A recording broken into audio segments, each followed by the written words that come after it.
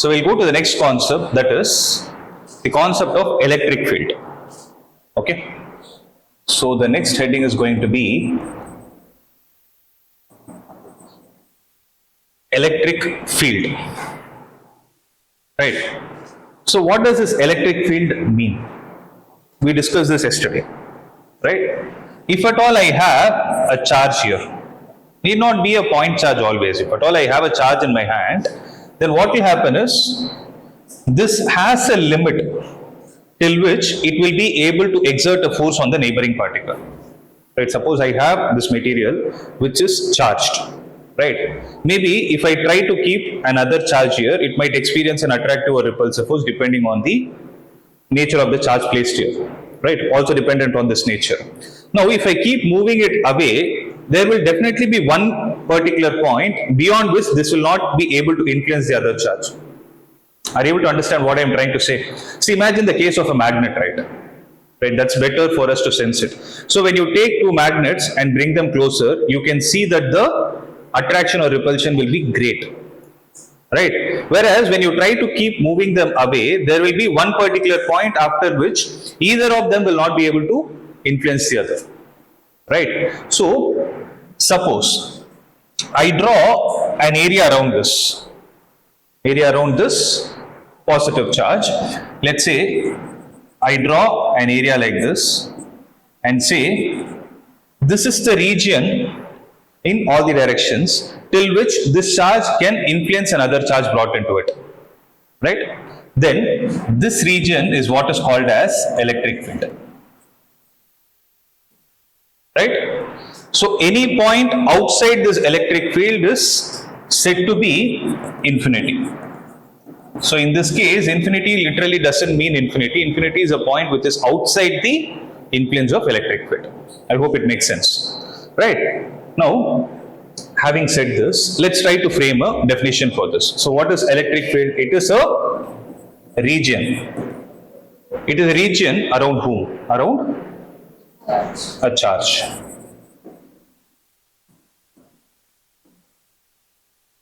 So in that region, what will happen? Where it can influence an other charge placed in it. I hope you are able to understand what I am trying to say. Right? So basically electric field is a region around a charge where it can influence another charge which is placed in it. Means if I try to bring another positive charge, this will try to push it away. If I try to bring a negative charge, this will try to attract it towards itself. But if I place the same positive charge here, it will do nothing because its effect is gone. So this region is called as electric field. Right? Now we understood one thing, that there is something called as electric field. Is there a quantifiable way? Meaning, is there a mathematical way of we having an analysis to find the strength of it? Is what the question is. So try to understand. One is electric field. If we need to measure the strength of this electric field, that is given a name called as electric field intensity. Are you able to understand? It's called electric field intensity, which has the symbol called as capital E. Are you able to understand what I'm trying to say? Okay. So, how to measure this electric field intensity? So now our job is to find the electric field intensity. So what does electric field intensity speak about? It speaks about the strength of that electric field. So what do I mean by strength of that electric field? It means how much or what level of effect it is able to create on the charge which is trying to enter this field. For example, let's think of a simple logic. Suppose I have a charge of value Q and I have another charge of value phi Q. Okay. Now I am trying to bring a charge into this, which is of value, let's say Q itself. So initially, what was the charge here? Q. Inside this region, inside the electric field generated due to this Q, we are bringing another charge Q. Inside the region of plus 5Q, we are bringing the same charge Q. In which case, you think the second charge will experience more force? Is it in the case of Q charge or is it in the case of 5Q charge? So think of the logic. Are you able to understand what I'm asking? Suppose I have another charge whose magnitude is 5Q. Okay. This will also have a region of electric field around it. Okay. This will also have a region of electric field around it. Now I have a charge Q which I am trying to move into this, and the same charge Q I will try to move into this. In which case will this external charge experience more force? So obviously in the case of 5Q, even if you think in terms of Coulomb's law, which spin is going to be more? Whichever has more magnitude, right? So you're able to understand this point. So what will happen is each charge will have an influence around it. Will have a certain limit or a value around it. Now we are going to calculate how to calculate the value of electric field intensity due to any system of charge. Right? See. Now let me take this charge. Okay. Let me call it as Q. Let me call it as Q. And I have another charge which is another Q. Right. This Q, I will call it as source charge. What is it called? It's called as the source charge because this is the one which is generating the electric field. It is the source for the electric field. Right. The other charge which you are trying to move into this electric field is called as test charge. It's called as a test charge. Why do we call it as test charge? Because we are trying to test the intensity of the electric field in the region. Are you able to understand? So, test charge is always represented by the symbol Q with a circle at the bottom. You read it as Q naught. Is it clear? If I have to calculate the value of electric field intensity E, then what I will do is, as soon as this is brought into the electric field, what will happen? This discharge, will it not start experiencing a force? Right? Will I be able to calculate that force? Let me call it as F. I'm not saying you will calculate it only using Coulomb's law because what did I say? Electric field can exist even for not only for a point charge, whichever object is charged. For example, this is there, you cannot call it as a point charge. Right? So here I took the example of point charge only for understanding purpose. But remember, whichever charge is there, you can still calculate the force existing between the system. And once you calculate the force, if you divide it with Q naught, then this value is what is going to be the electric field intensity. Right? Just a small point to be added here. F is same, F divided by Q naught. One small point is, you will say that limit Q naught tends to 0, meaning the charge, the discharge that you're trying to bring into the presence of the electric field due to a source charge should be a very, very, very small value. Because this is creating an influence on this. See, understand, okay?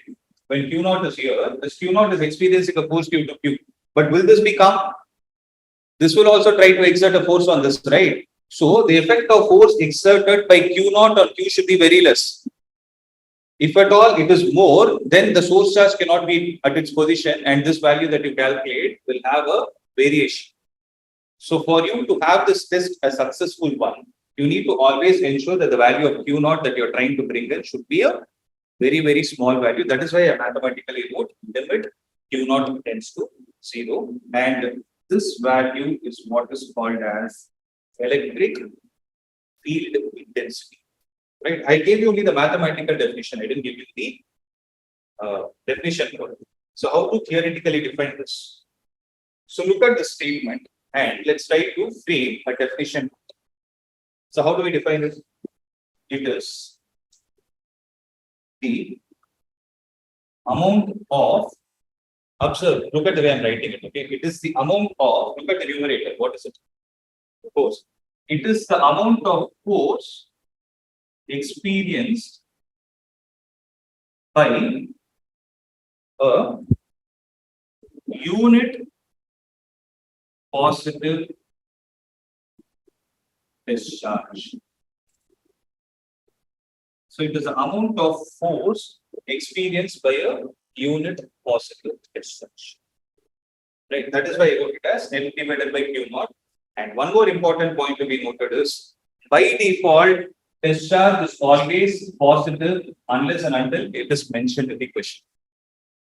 So wherever they tell you in a question that you are using a discharge, by default it is always positive. Now you can put a question, am I not supposed to use a negative discharge? You can use it.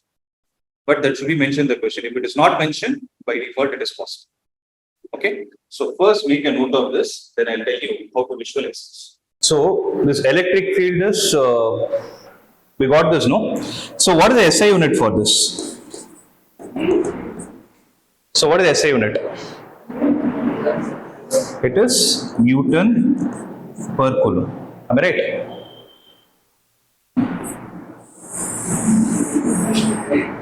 Right. The next question is it a scalar or a vector quantity? Electric field, is it a scalar or a vector quantity? So look at the expression, right? So you have force in the numerator, charge which is a scalar quantity, right? So one point is charge, though it has sign associated with it, it is not a vector, it is a scalar quantity, right? So force is a vector quantity, hence electric field is also a vector quantity. When I say electric field going forward, right? Whenever in the question they say calculate the electric field, that is how they'll say. Every time they'll not mention calculate the electric field intensity. Wherever you see electric field and you're asked to calculate, by default they're talking about electric field intensity. Okay? And what is it? It's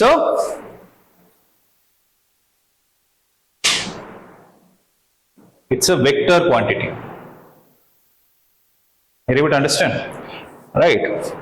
Now, since I told you it's a vector quantity, now it's our job to visualize how it looks like. If I place this point charge, okay,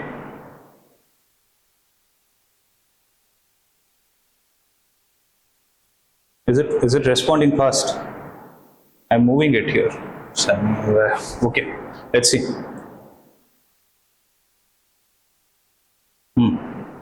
If I click on this electric field, right, you're able to see something like this. It's very slow, I don't know why. So you're able to see something like this, no? What is this actually?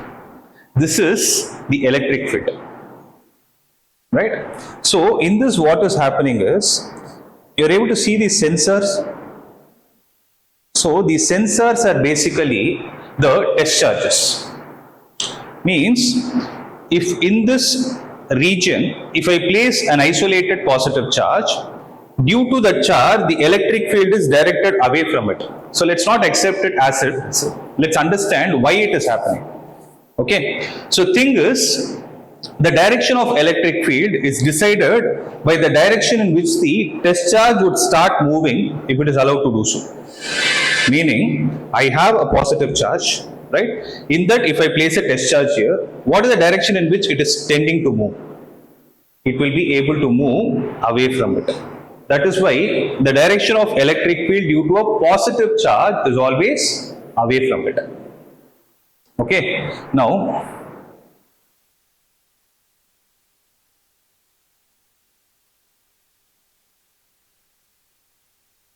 if I take a negative charge and place it here, right? So you're able to see due to a negative charge, the electric field is towards it. Why is it so?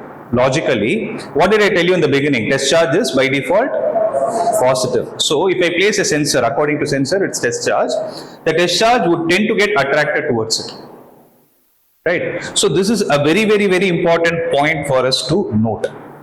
So electric field due to a positive charge is away from it, and electric field due to a negative charge is towards it.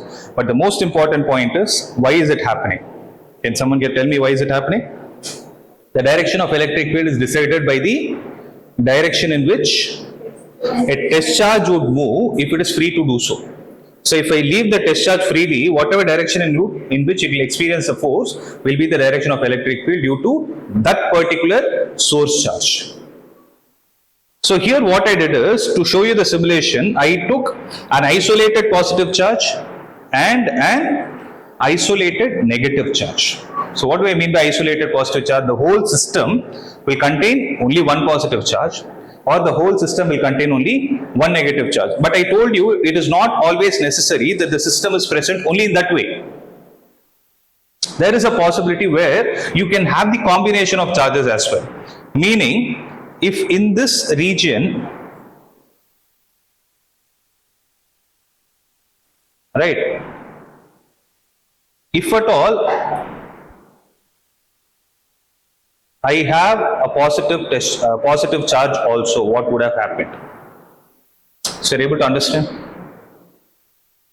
So I have a system of a negative and a positive charge, right? So what is happening? The electric field is going away from the positive charge and it is going towards the negative charge, right? You would have seen this kind of a similarity somewhere else in your lower grades. Magnetic field. So it starts from the north pole and goes to the south pole, and within the magnet it will be from south to north. It forms a closed loop, whereas here it does not form a closed loop. It always starts from the positive charge and ends with the negative charge. See, there is no arrow mark which is in the reverse direction. It will not be there. So unfortunately, this is not working fast for me to move away and show. Okay, but I hope you are able to visualize what I am trying to say. Am I clear with this? Right. Similarly, if at all you have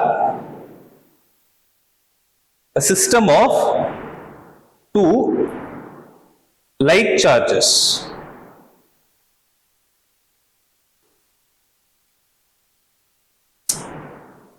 one minute. If at all you have a system of two like charges, see what is happening there. Are you able to understand? See, actually what will happen is, the arrow marks are in such a way that the electric field is away from both the charges. In the previous scenario, what happened? You had a positive and a negative. It started from the positive and dropped at the negative. Whereas here, in both the scenarios, it is starting from the positive, right? It is away from it. But here, the only point that it was not shown is, this arrow mark actually gets bent. Meaning, this electric field line and this electric field line will never intersect. You're able to understand? So all these diagrams are given in your textbook. In page number 18, if you go to page number 18,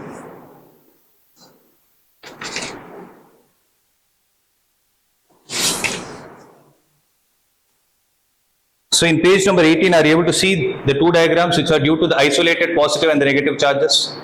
Right. The next one is, if you go to page number 25. In page number 25, are you able to see something like this? Right. So what does it state? You have an isolated positive charge, isolated negative charge. Then what is the third diagram? System of like charges, and the fourth one is a system of unlike charges. So everything we saw already. I hope you are able to understand that point, right? So this is these lines which are drawn, right? These lines do not exist. These are the imaginary lines.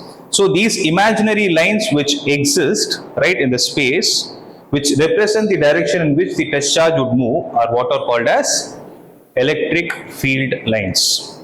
Or they also have another name called as electric lines of force. They both mean the same. Right? That is what our next topic of discussion is going to be.